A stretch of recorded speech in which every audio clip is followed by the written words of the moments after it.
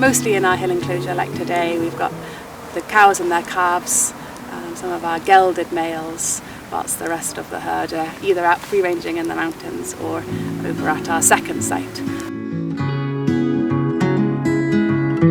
A good example here of Dr. Seuss, his antlers will grow and fall off or cast every year.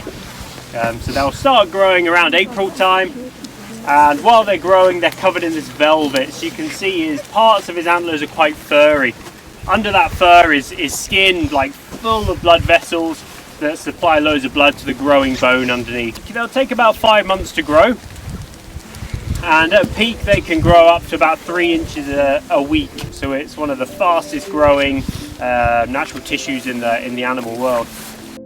The relationship between the reindeer is quite dynamic. It changes quite a lot throughout the year, and the dominance is mostly determined by the antlers. So that's one of the things that's quite unique about reindeer compared to the other deer species, is they lose their antlers at different times, which allows in the summer months, it means the males can be more dominant. Over the breeding season, the males use their antlers to fight with the other males to determine the hierarchy, and the males will lose their antlers then after that, which then allows the hierarchy to swap. So it means in the winter time, in the harshest time of year, over the same time that the females are pregnant, it means they're more dominant because they've kept their antlers still. So if the females particularly are digging through the snow to get to their food, it then means they can defend that food, they can make sure they're not chased off their food by the slightly larger males.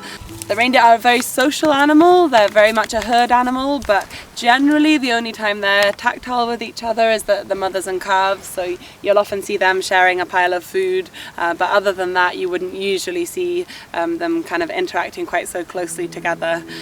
During the winter months, when a lot of the vegetation around us has died back, it's under the snow, it's no longer particularly nutritious, the reindeer will mostly be eating lichen. In the winter they'll be digging through the snow to get to it, so sometimes through about 1 metre of snow, and the lichen will then just stay kind of preserved under the snow. It's throughout the spring and the summer they'll continue eating the lichens as well, but they'll also eat all the alpine plants that grow here. As then the season kind of moves from summer into the autumn, that's the time that then the mushrooms start to come out. One of the only times the reindeer will go from the open hillside, from the tundra, then down into the tree line.